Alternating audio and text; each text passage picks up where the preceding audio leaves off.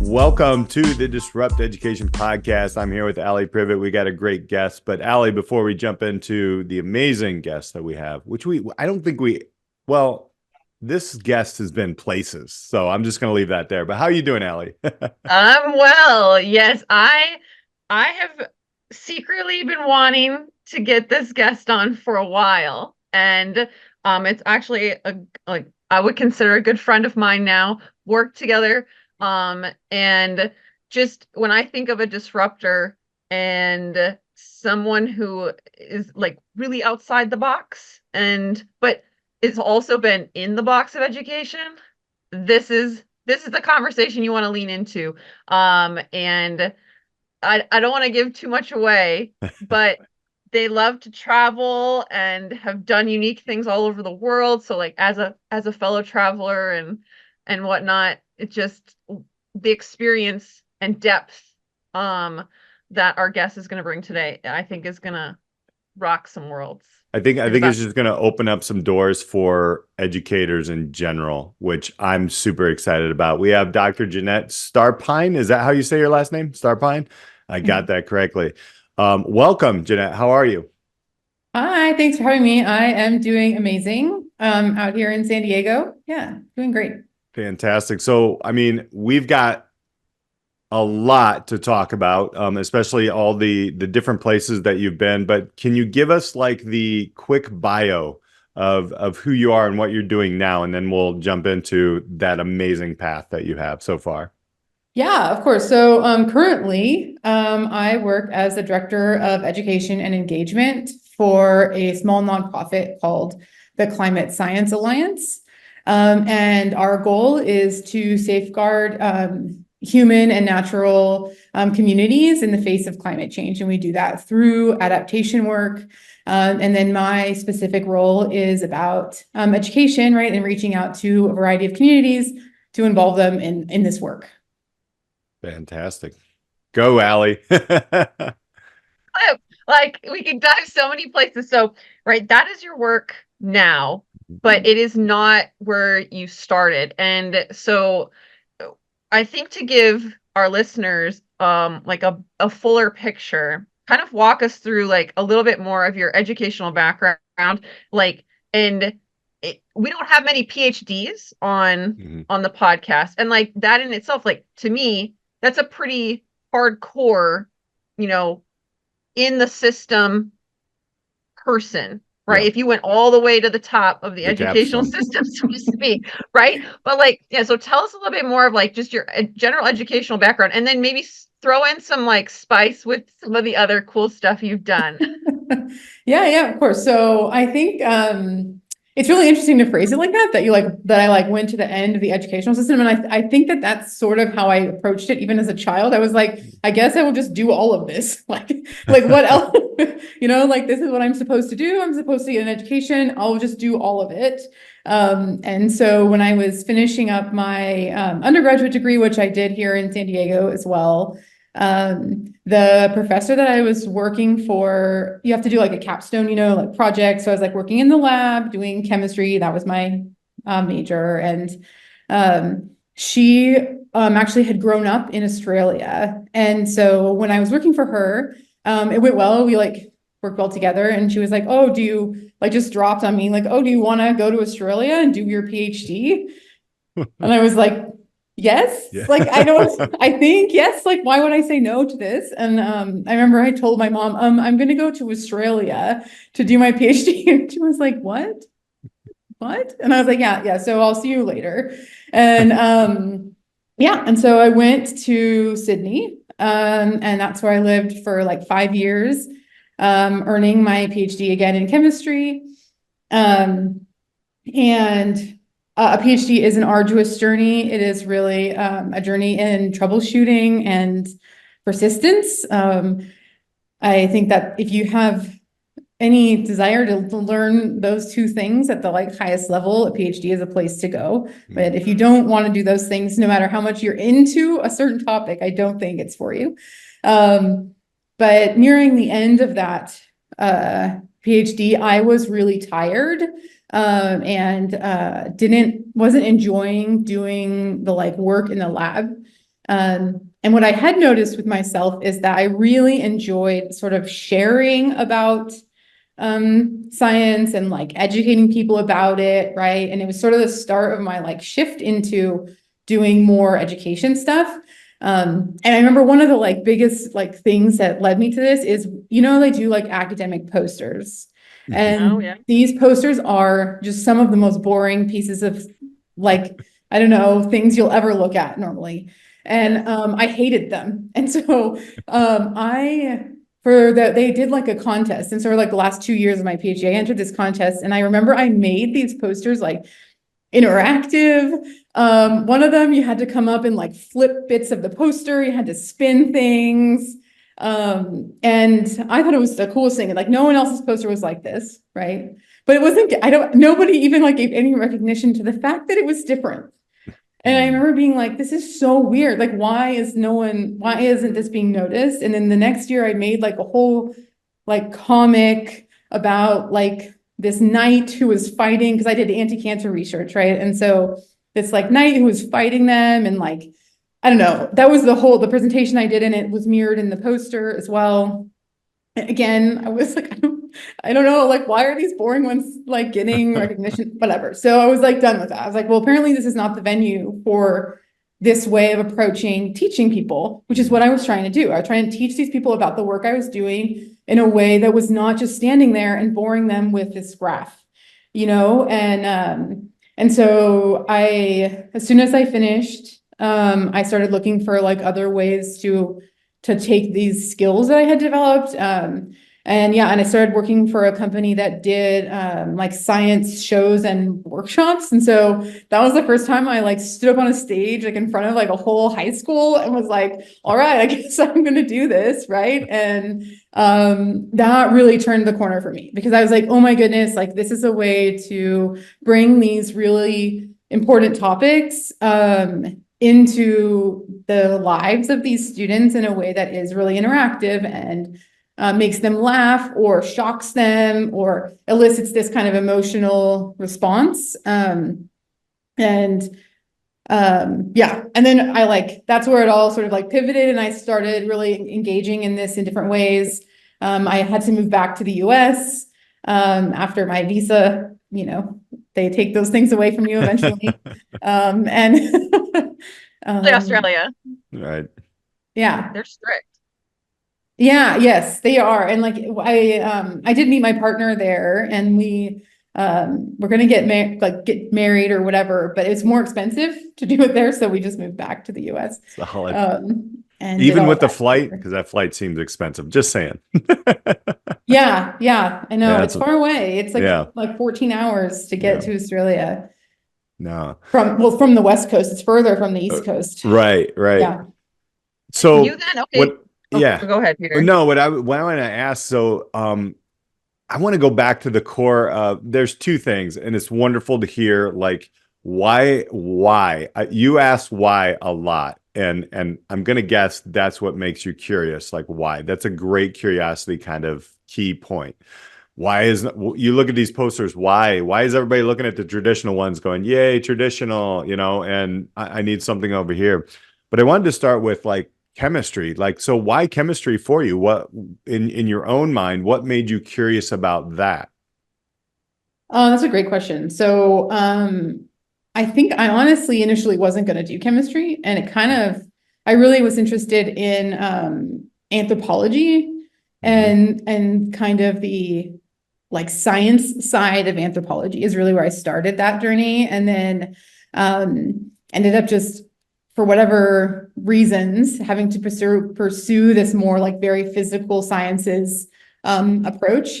And what I found is that I did really love it because it's like a language to talk about the world, right? And so it's like physics, like all of these physical sciences just give us another sort of lens to imagine the world through. And when I first started, it's actually funny, when I first started really falling in love with chemistry, I would try to walk around and like imagine if I could see all the atoms. And so like, Oh. and so I would be like, okay, so like, what would it look like if I could actually see them all? And then I was like, you know what? They're not even actually, a lot of them aren't even touching. Right. And I Yeah. was like, there's like so much space. Anyway, so I like would go off. That's how I like fell into it. Cause I started giving me a new way, to look at everything and to be curious about it. And then I think that as I like, every time you learn a new like discipline and a new topic, it gives you a new lens to like view everything through. And I think that's another reason I really fell into education like hard, because every time I wanted to teach something new, I had to learn that new thing. And it gave me a new way to think about the world and like what I was experiencing. And I think that is also like one of the, what I want to bring more into when I teach educators now is providing those experiences to elicit that curiosity, like you said, right? To build these places where educators can come in and learn about a topic in a way that is really engaging for them so that they get invested, and then they can bring that investment to all the students that they will teach. Yeah. Yeah. Love that. Matrix. Thank I goodness see you the fell. matrix of molecules. I don't Yeah, know. I was like super into it. I even wrote like That's a so little short cool. story when I was like, yeah, it was A whole thing. So yeah. you not only like went to you had this awesome journey in your educational path to getting your PhD, going to Australia, then like teaching science, falling into that. But then you taught in a traditional model. Like we're still not at the end of where you're like full circle getting to the community action piece and kind of the full circle moment. So like you spent some time in the higher education system. And again, that is a very traditional model. And how did your view of education, like, kind of shift from, you were on stages performing, that's a very different space to educate, to a traditional model? And like, how did you bring yourself into that? Like, just kind of walk us through that next chapter. Yeah. So once when I moved back to the US, I eventually ended up back in San Diego, right? I don't know. I feel like if you come here one time, it's really difficult to leave. And so I was back here, and I got a job working at UC San Diego for one of their research centers. It was an atmospheric chemistry research center, doing really interesting work on aerosol particles, and it was like perfectly timed with the pandemic. So anyway, it was really cool place to be working when we were all learning about all that stuff. I was like right in the middle of it. But anyway, yes, working at UCSD, right? It's this very traditional and like respected higher education institute. I still had like an education and outreach position at this research center. And I did do some teaching of like one class or two, like for the school. So I would go and, Zoom in at that time and teach the students in that really like formal setting where they're just all listening to me. But even in those settings, like what I would always try to do is break that wall, and come up with a variety of ways for people to interact with me while I was teaching, whether that's, in the chat box or other more fun, like one of my favorites is to like just throw up like the different pictures of cats and like, which one is you today? And like, sometimes these students wouldn't know me, like they don't know who I am, but this is just how I'm coming into their classroom, because you know what I mean? I don't know how to do it a different way. So I think I just sort of kept bringing that into the spaces I was in. And sometimes it was well received and I would be invited back, and sometimes not, right? But the other way that I felt like I really tried to push this, and was able to, at least actually in this environment, is bridging the gap between higher education and high school. I did a bit of work pulling high school students in to work like with our graduate students, and they would do their own project. We would give them a tool. We gave them like an air quality monitor, and then they had to come up with their question and how they would answer it. And they would work with a grad student to do that, and then come and present to the graduate students. So it was interesting because I think it was really formal in that they had to present one of those like kind of ugly academic posters, right? But sort of as a way to prepare them for what is actually lying ahead, right? You have to know how to do this if you want to go this route, and then you can start changing it. It's difficult to just approach these situations and start doing something radically different until you've shown everyone that you can do the thing the way they expect you to. I think that's part of what I encountered when I was doing my PhD, is people didn't quite think I knew what I was doing, because I was trying to show them the information in this way they weren't expecting. Anyway, so it was really nice to bring those high schoolers, to connect them with the grad students. And I really loved that. It was like some of the most powerful work I was able to do. Those high school students, a few of them, I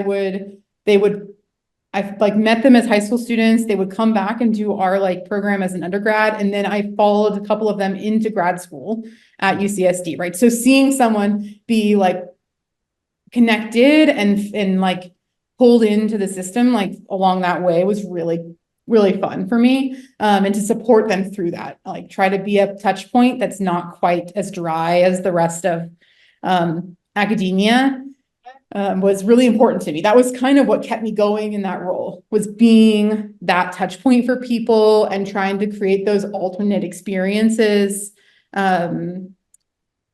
inside of this system that sometimes is so traditional and like crushing, Right. One thing I really love to hear you say, and that was, I wish somebody told me that earlier, because I feel like we're kind of the same soul when it comes to education. It's just like, boom, here's the way I'm going to give it to you, or answer something, and people aren't quite ready for that. What I heard you say there was amazing. Like sometimes you have to, kind of go into the traditional path before you can. That is, you need to put that on a poster that moves, right? That's an amazing piece, because I think a lot of our youth, especially I teach high school as well, and those students, they want to break into the world and do amazing things, and then they forget sometimes they're stuck in the mud a little bit, so they have to kind of go through that. What were some of the I'm curious to know how you mentioned some of the high schoolers that went all the way through that system. Were there others that you might have followed that didn't go into college, but kind of used that for furthering their education somehow? I'm very curious about, like, I want to know, number one, I'm going to guess I know the answer, but were these high schoolers really ready for that? What's the biggest difference between a high school student and a graduate level student that you saw? And then what are some of the paths outside of the traditional going all the way into a graduate program that you might have seen? Yeah, I think I'll take that in chunks. I think some of those high school students were ready for that, and some were not. Okay. And both of those are valuable experiences. I think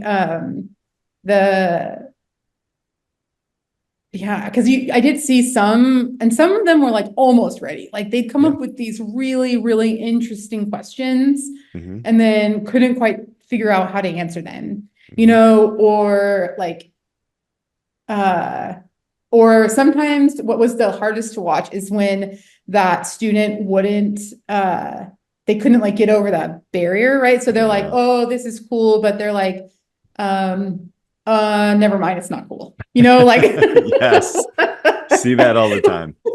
As soon as it's too hard. And so what I saw happen is sometimes if they could connect with that graduate student enough, they could pull them over the line, because they're like just enough of a near peer that it was like less pressure, and I would meet with these high school students sometimes too, but the meetings that they had with their grad student were a little bit more frequent, and that was the person who would help them with like directly with the work they were doing. And so it really relied on that mentorship. So the really successful partnerships were what led to the most success for those students. And so it's like a learning experience all around, right? Because those graduate students are learning how to be a mentor. And then those high school students are learning how to be mentored. They're learning all these like new science things. And so there's a lot of variability in there. I'd say. How did you get that program like set up? I'm like, so Yeah, why are we that not is doing more of definitely, this? yeah, that was not me. The program existed when I sort of stepped into it as a like, it was just much, it was smaller and really focused on like one school. And so, but it was a very solid relationship that had been built over many years with that professor and that teacher. And so I sort of was able to come in and build on that really solid foundation and bring in more teachers and more students. And then by the same way, more grad students to build this like larger program. Like our last one, I think I had almost 300 high school students who were, yeah, it was pretty big in the end. And some of them weren't even like local. I had a couple of students where they only did this virtually because our research center was also virtual. There was some people located in San Diego and some throughout other parts of the country.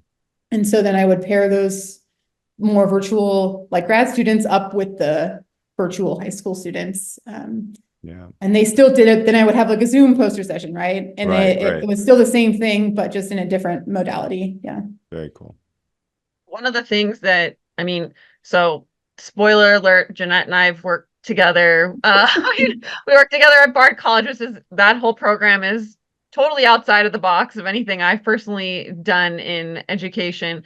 That's how we connected. But one of the things that I've always loved about the way you approach teaching and education is you will think outside of the box, even if you're in a traditional model. Like, I'm guessing that your role at the university did not require you to blow it up and make it this big thing. And also, I mean, it being virtual and in person and all of this, like, you're a yes person, yes, and like, that's so disruptive in what can be, I found oftentimes in even public education, there were a lot of naysayers and a lot of like, no, we can't do that, and here's why. Like, they wouldn't even open the door to these kind of out of the quote unquote out of the box partnerships or whatnot. Like, the people in the weeds, they could, admin at a high school would be like, how would this work? How could we, there would be all of this. You need someone innovative, and you need someone like as a driver and say, yes, we can, and we have, and we're going to do it more. And so I see that in kind of the work that you did at USD. And then like now you've left that quote unquote traditional model, and now you're part of the Climate Science Alliance, and you're now partnering like kind of from the community side. So walk us through a little bit like, what that looks like a little bit more, and like how, again, all of your experience in education, one as a student, and then two, like as as in a role in a traditional system, creating partnerships. And now you're just doing that work, but you're doing it outside of what would be considered the traditional model of education, but you're still bringing all of that education back to the tradition. I know it's not all of your work, but it is some of your work, and the way you see your role is super unique. So yeah, talk us through and our listeners through the work that you're doing now and how it all kind of comes together. Yeah. I think that it's really interesting because I think what you said too about like how sometimes when you're in those spaces and you're trying to push the boundaries, like, and do fun things, that it can work. And then sometimes, but it's like a little bit tiring, right? And so I think, I just got kind of tired. I was like, I really like love doing this, and but I'm like tired of this sort of not feeling as supported as maybe as possible. It was like, maybe it's more it's like there's more here. Right. And maybe it doesn't have to be like this. I could try something else. I think that was sort of like this, like, oh my goodness, like maybe there's another way to look at this. And I do honestly think part of that was working at Bard. When I was there, the way that they structure that program and getting us, like the people who are the educators, to work together was really unique. I had never done that before. And especially working with you, Alli, like to the way that we could just like both be like, yes, like, let's do this, let's do it. Like, it's like, yes. Okay. And I was like, wow, like, it doesn't always have to be like, oh, I want to try this, or and then they're like, okay, go ahead. But like, that's it. Like, there's no, like, okay, I'm going to go try this thing and by myself and hopefully it goes. Like, do you know what I mean? It was totally different to feel supported by all these other people who were also trying new stuff. And that was kind of the goal, was to try new stuff. And so it got me thinking that maybe there's something else possible. And the company that I work for now, or the nonprofit I work for now, Climate Science Alliance, I'd actually worked with them in my previous job, like at UCSD. We partnered with them to create an educational resource, and I loved working with this group. It was really it had a different feeling, right? And so when the sort of opportunity came to like shift over, I was like, yeah, I'm ready to try something else, right? I'm ready to look at this a different way and hopefully find another avenue where, in the same way when I left my PhD, I felt like my skill set it was working and I did okay, right? I graduated. It's not like I failed or anything, but like it was not celebrated. And so it was like, maybe this is another place where I can use this skill set and it'll be more celebrated. It's more, they're looking for something that is like this rather than it being the alternative. And so now I'm relatively new in this role. It only started a couple months ago, I think it was October. And so my goal and what I've been setting up here is to really focus in on the educators that we work with. And so we do come at it. I didn't even think about it that way, but we do come at it from this like really left-handed side, as this like climate nonprofit. And we work with formal educators, informal educators. We work with tribal educators, we work with other small nonprofits, a whole huge range of people who are doing education from their own perspective.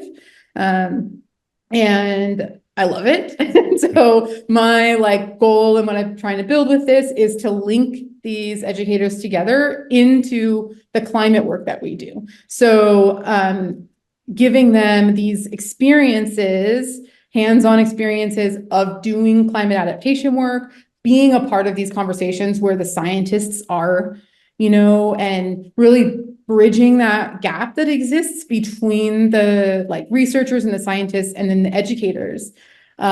Because that I think is what will help bridge the gap between our like students and the understanding of this material.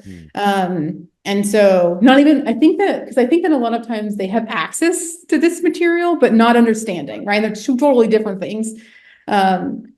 And so I'm really focused on investing in these experiences for educators. They're I wouldn't quite call them like professional development or training, but they're along those lines, right? But bringing them into like actual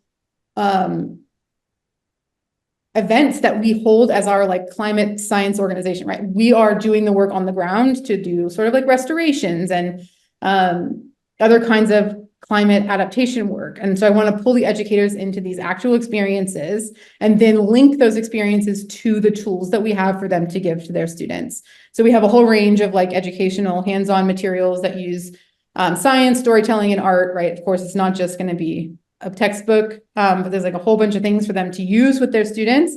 But I think that missing pillar that I'm hoping to like build into how we do things is providing the educators with that place to get curious, for it to link to their own mental models, to their own understanding of the world, and for them to have a place to ask their own questions about climate at like this adult level. And then they can bring that really clear understanding into their classroom or whatever setting they teach in. There's a common theme that I can hear through your entire journey, and it's asking questions, right? Like, and that's the brilliance of education, I think. But I don't think like, in certain traditional systems, it's like, don't ask, and we'll go back to the posters. Don't ask about those posters. That's just what they're supposed to look like, right? And when you were asking questions, I can totally see you and Alli and Bar just like making that, like just creating your own university, for crying out loud. That would be awesome. And one of the other things that I heard you say, which is amazing, is to really be like feel recognized, right? And not just, hey, here's a certificate, you're the person of the month, right? It's like hearing it and then also having teammates build Mhm. with you, right? And I think in education, one of the things, in secondary, primary, post-secondary education, that if you find that right person or people to work with, it gets crazy awesome. And sometimes the traditional system will start to say, whoa, whoa, whoa, bring this back, right? And I've experienced that, which is Yeah. like, so I just moved to another school. But like, what would you say is a great way to like, well, let me ask you this. If you had the kind of the freedom of building and a team that you're building with now in a post-secondary opportunity, would you rather be there or would you rather be in the situation that you are now? I don't want to like jeopardize your job or anything, but I'm asking as an educator, right? What Yeah. maybe a better question is, how would we better just basically boost up or I don't know, help invest in our teachers like as creators rather than naysayers? I don't know. Any one of those questions I just asked, jump in. Um, yeah, well, I think I would definitely still I like my position outside of the traditional structure. I think even when I was within that, I always kind of found myself in a role that was like slightly to the left anyway, and outside of what was happening. Mm-hmm. And so this is just feels like where I'm supposed to be. And I mean, but how do, like, I think your question is sort of how do we build more like structures around like creating space Yeah. for educators to be creative and like, Right. maybe explore new ways of doing things. Mm-hmm. I think that one of the ways that I see that is to provide those spaces, right? So like, how can there be additional spaces for educators to play and practice? So there's places for them to learn and there's places for them to teach.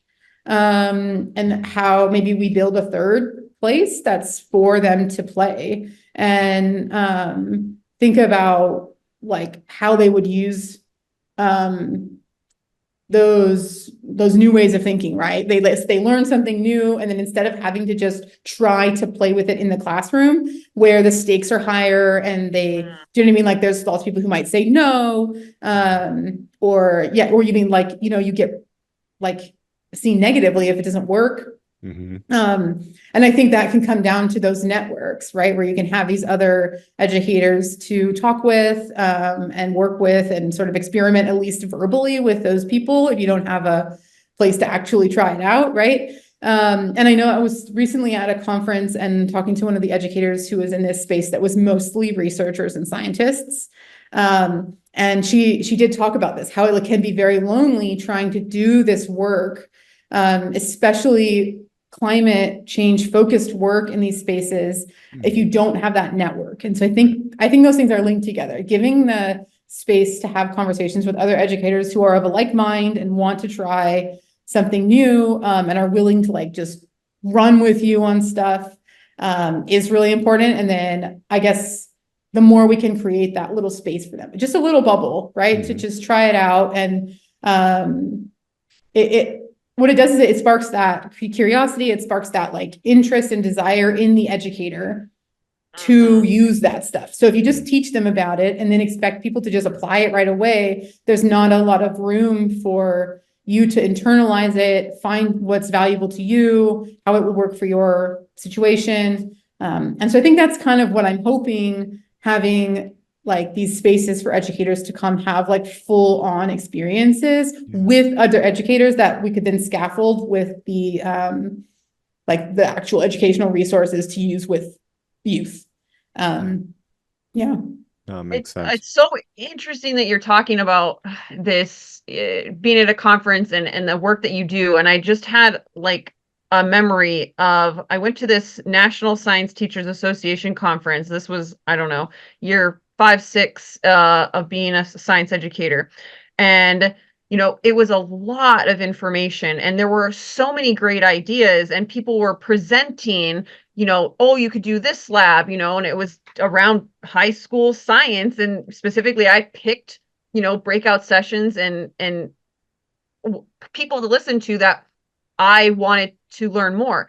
And I remember feeling inundated with like, how am I going to implement all of this? Mhm. And like, yes, I did get to play a little bit in the sessions, but in order to make it work in my classroom, I remember, and luckily my district had this person, they had like a science, kind of like overhead director, so to speak, but they could come into your classroom and kind of get you to think through, a lesson or a unit. I mean, they were a resource for you. And luckily they had been to that conference, but it took me, I want to say, over a month and multiple meetings with this director to implement one new lab in my classroom.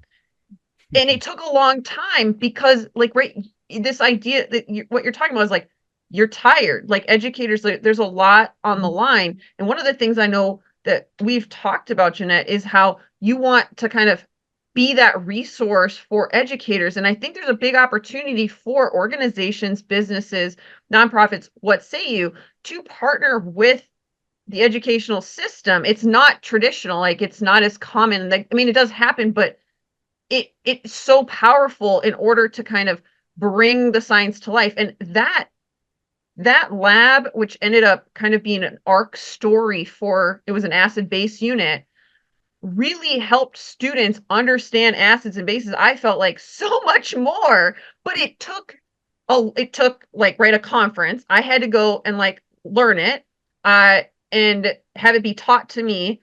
I had to like debrief and like work through it and internalize it and then make it work for my classroom. And to your point of saying like the stakes are super high, I was not going to just take and flip that and just implement it and just like see how it goes, because right, you have such a short time with these students and it's like every lesson counts. And I didn't feel like I could just wing changing the entire way I was teaching what I considered an important topic.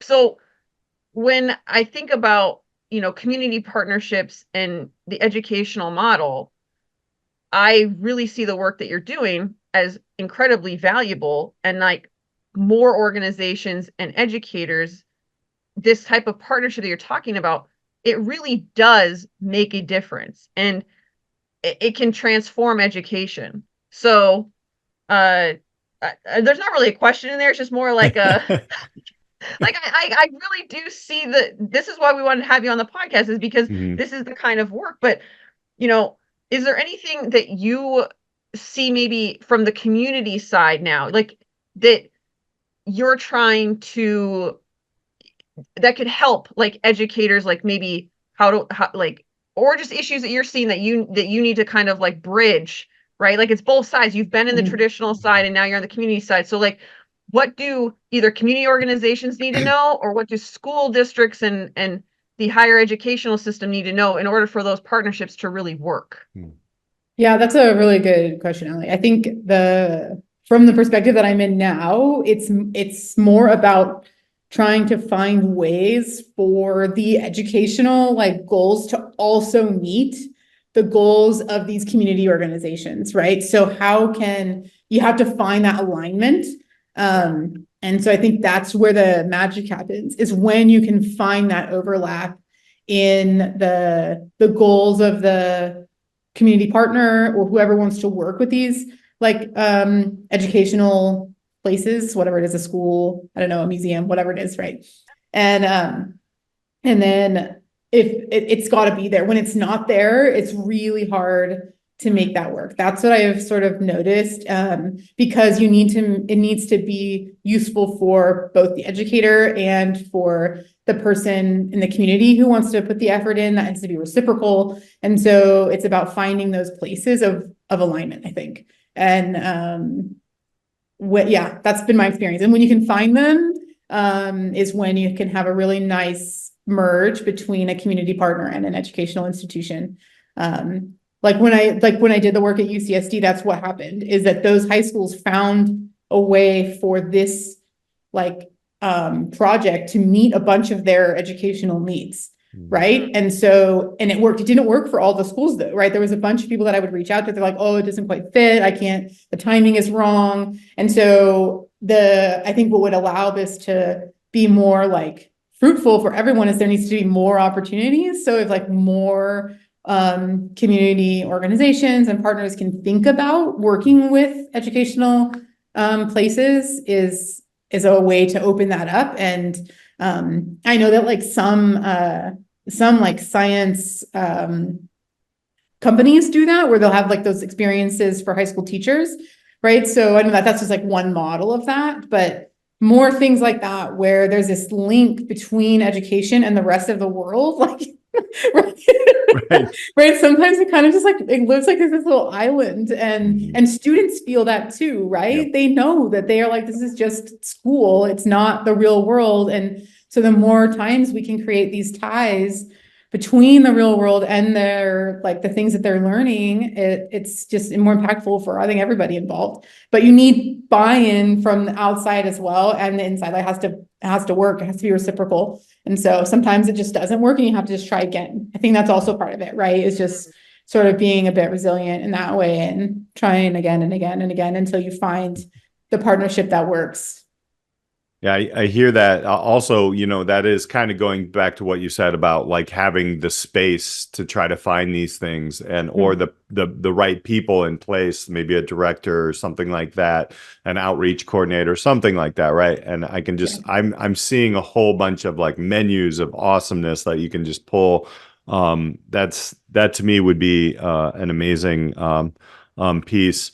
I wanted to ask before we grab Alli's final thought, although she might have just said it there, was what's next? What's next for you? What's coming up in your world, and what are some of maybe a glimpse into a new sandbox that you're looking into?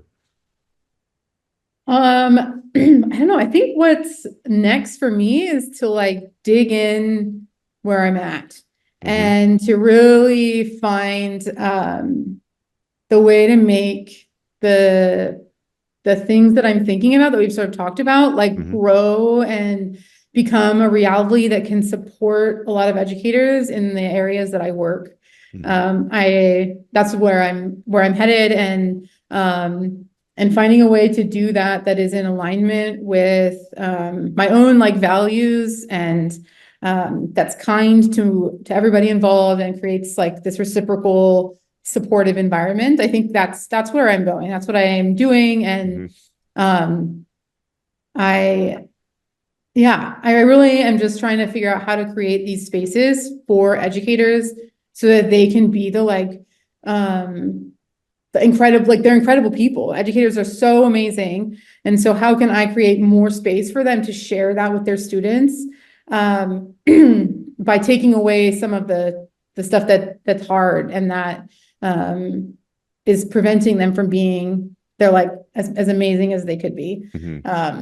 So I think that's where I'm going and doing it in a way that like tries to link together all these different parts of our community. That's another big thing that this organization that I work for does, the Climate Science Alliance, is about pulling in all of these different parts of stakeholders, if you want to use the technical term, because everybody's invested in our environment.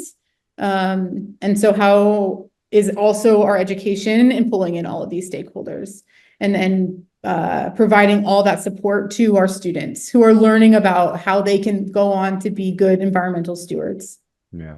I probably would have jumped into an environmental science class if I had both of you as educators, to be honest. I can feel the energy, so thank you for sharing that. Alli, I know you got a lot here, but final thought. The way I picture like the type of work you do, Jeanette, is you just like turn on light bulbs for people. Like you're just making their light shine brighter. And like I think the work of community partnerships and not being in such an educational silo is the way to disrupt education. And it's a super innovative way. And like sometimes people hide from innovative, that word. They think, oh, I can't do that.